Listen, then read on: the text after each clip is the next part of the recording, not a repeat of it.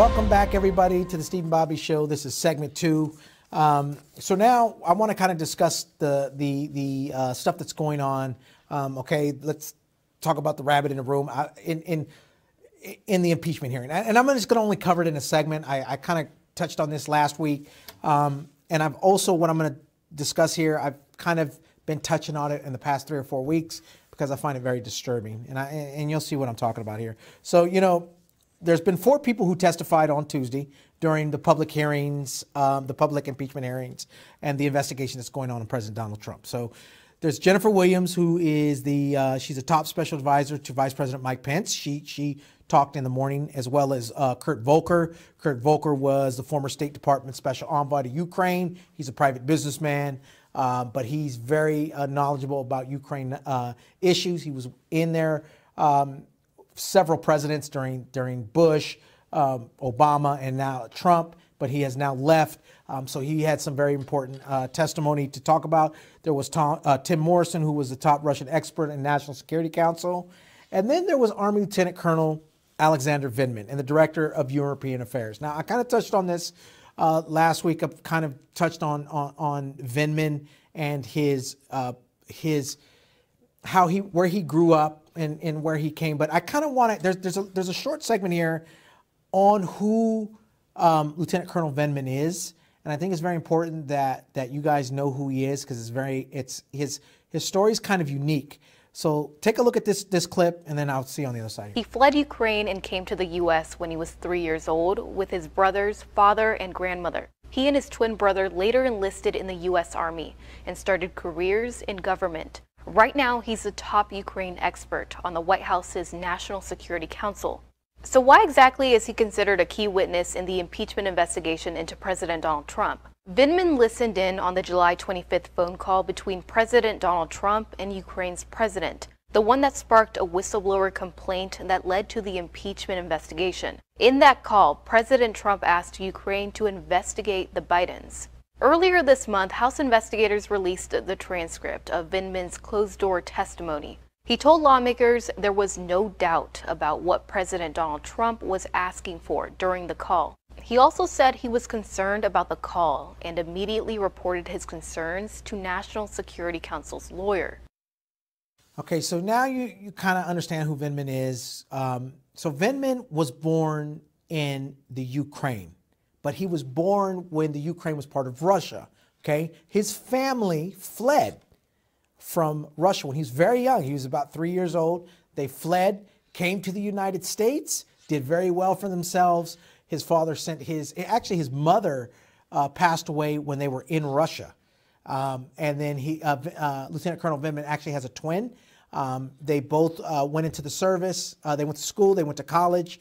They went into the service and have been serving their country quite honorably for 30 some odd years now, 35 years, whatever it is. So Vindman is a well-respected individual within Russian-Ukrainian policy. He's been part of that policy. That's why he was there. That's why he was listening into the phone call. He also speaks fluent Russian and Ukrainian. So he is very fluent in that part of the world. So that's why. So Vindman, even though he's a lieutenant colonel, is very important to all aspects dealing with Ukraine, because he is a career military officer. That's all he does. That's what he specializes in. That's what the Army pays him for. He's a linguist. He does all these different things that pertains to the Ukraine and to the country of Ukraine. Now, this big smear campaign that's been going on, on certain segments of the news has been, I'm going to tell you, Fox News and their punditry has just been attacking this poor guy. I mean, consistently demeaning him, demeaning his service, saying the fact that he's an immigrant, coming from, he didn't have no loyalty to the United States. Well, Michael Nance, I don't know if you know who Michael Nance is. Michael Nance, I've had him here a couple times. I've showed a couple of his videos, but Michael Nance is one of the most respected. He was basically a spy for both the CIA and the FBI. He was a counterintelligence specialist. He is known around the world. He's wrote several books, The Plot to Attack America. I mean, I'm not trying to promote this guy, but Michael Nance is considered one of the most respected intelligence officers the United States has ever produced. He was in the Navy. He was a Navy chief. Very important guy. Listen to him. Extremely upset at the way they're treating Lieutenant Colonel Vindman, because remember, Michael Nance was in the Navy as well. He served. He grew in rank. Very important guy. Got out, went into the intelligence services, and worked as a civilian intelligence officer. So take a listen to what he had to say, and him being extremely upset on the way they're treating Lieutenant Colonel Vindman. Take a listen. Does this attack on Lieutenant Colonel Vindman impact America's ability to maintain its role as a bulwark for democracy? Well, it simply damages America's image, again, abroad. What you have is a dedicated member of the armed forces who is an American citizen. Just because he was born in another country and came here at age 3, there is no way to question his patriotism. Look, I was born here. I did jobs that were very similar to this, where I had to act as an interpreter of U.S. policy and speak in a foreign language to people who did not understand what we were doing and wanted to assist us. That was his job. But he just did his in the White House. And for them to say, well, because his opinion or what he's saying opposes the President of the United States, that they essentially are calling him a traitor and a spy, that is disgusting and disgraceful. There is a thing called the fighting man's creed, or the fighting person's creed. And it starts with, I am a soldier of the United States Armed Forces. I serve in the forces which protect my nation, and I defend the Constitution of the United States. Apparently, that goes out the window when you're at Fox News. Patriotism to them is patriotism and loyalty to Donald Trump. We are not a dictator. We do not mollycoddle tyrants. The entirety of our Constitution and our revolution was so that we as a body would defend the Constitution and the seat of the presidency, not the person that's sitting in it. And apparently they've completely forgotten about that. Excuse me. Well, Michael Nance, probably that's about the best way. That's, old military guys like me, myself, who served, and I look at this stuff and the way they're disrespecting Lieutenant Colonel Vindman, the way they disrespected John McCain, the way they disrespected the Khan family. I mean, I've talked about this several times, and it's just a trend. It's a continuous trend that the right is doing. It's just insane. When you disagree with the president, it's as though you're not honorable, no matter what you've done to prove your loyalty to the country. To them, that doesn't count because you're just not loyal to this particular president because you think he's a damn tyrant, which he is. So it's important to understand that Lieutenant Colonel Vindman is being attacked on all fronts on this. And I'm talking about this has affected even to his own home and his family. It's gotten so bad that the military, the Army base that he's stationed at where his family is, see, Lieutenant Colonel Vindman actually lives outside of base housing, lives outside.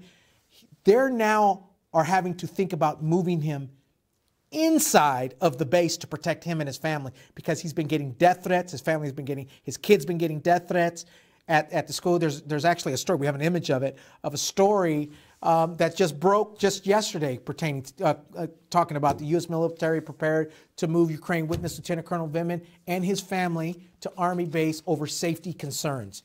This is a military officer, okay? It's a military officer that listened into a call, that listened to Trump literally break the law. And what this military officer did under the Uniform Code of Military Justice was report that to his code or to his chain of command. That's what he's supposed to do. All he did was what he was supposed to do. And because he did that, Adam Schiff, the Democratic Intel Committee, when he had to call him in because he had to ask him, what is it that made you file this complaint? What was the issue? And he had to explain the reason why. All he's doing is what he gets paid to do. And he's being attacked by Trump loyalists, and his family's being attacked. This is a lieutenant colonel in the United States Army, and he's being treated in this manner. And this is the kind of stuff that it baffles me how far the Republicans have gone. This is not normal Republican stuff. This is not the kind of stuff they do. The decorum is out the window in this party right now, and it's insane. It's all, you know, with this stuff with Trump. So I kind of want you to listen to when Lieutenant Colonel Vindman was being questioned. He was being questioned by our own Devin Nunes, District 22 piece of crap, better known as a piece of shit. I'm telling you right now. Can't stand Devin Nunes. And he's part of the District 22 where I'm at. Listen to Devin Nunes trying to question Lieutenant Colonel Vindman. He was trying to question him, and then how Lieutenant Colonel Vindman felt disrespected because he was not being called on by his rank. Okay, anybody that knows anything about military and being promoted, and Devin Nunes knows better. He needs to call him by his rank, but he tells him Mr. or whatever. Take a look at this back and forth. Check a listen. Mr. Vindman, you testified in your deposition that you did not know the whistleblower. Ranking member, it's Lieutenant Colonel Vindman, please. Lieutenant Colonel Vindman, you testified in the deposition that you did not know who the whistleblower was. So basically what Nunes was doing there was trying to demean him by just calling him Mr., as though he's not a lieutenant colonel of the United States Army. It's disrespectful. Devin Nunes knows that.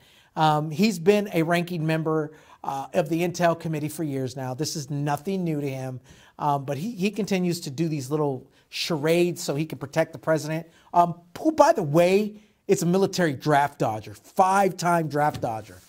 It's insane. I don't know. It's crazy to me. So these smear campaigns are continuing.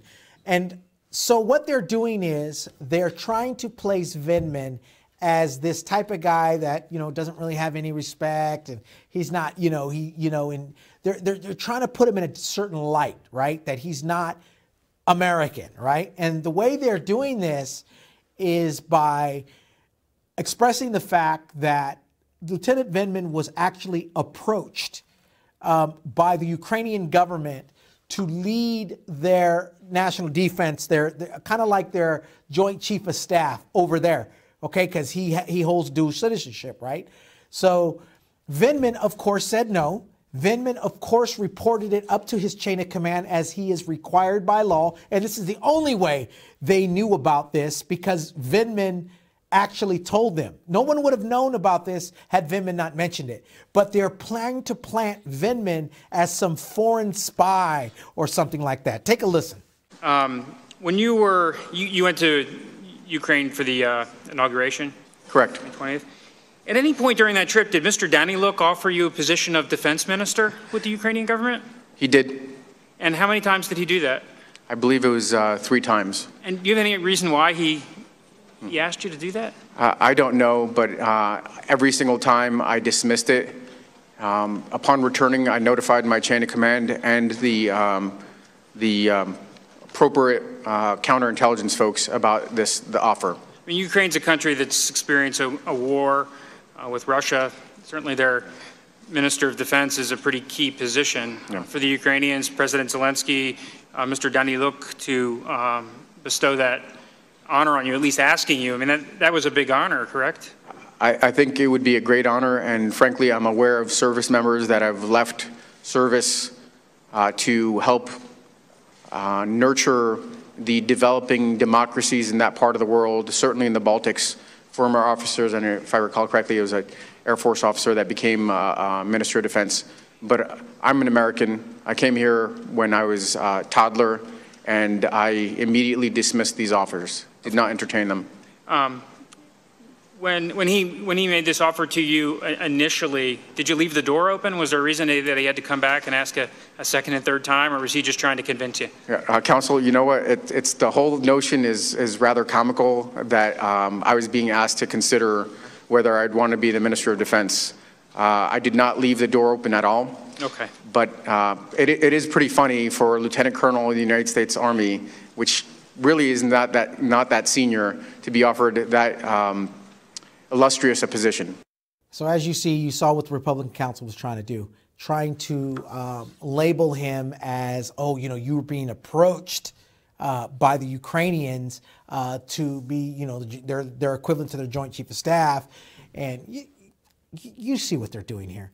They're just smearing this guy, this lieutenant colonel. And this is the kind of stuff that the Republicans do consistently. And this guy's a military officer. He's serving. He's actually active duty as we speak. Right now, he's active duty. And this is the kind of stuff that's happening. It's disgraceful what they're doing to Lieutenant Colonel Vindman. It's just disgraceful. It is. And it makes me sick. But, you know, I've made it one of my efforts to start showing anytime this stuff is, I'm going to put it on this show and explain to you guys the kind of stuff that this administration is doing and how they're treating our military service members. It's disgusting. Anyway, I appreciate you guys for watching segment 2 of the Steve and Bobby Show. Make sure that you guys stay tuned. We got another thing going on things that you may have missed of the week. Thank you very much. I'll catch you on the other side.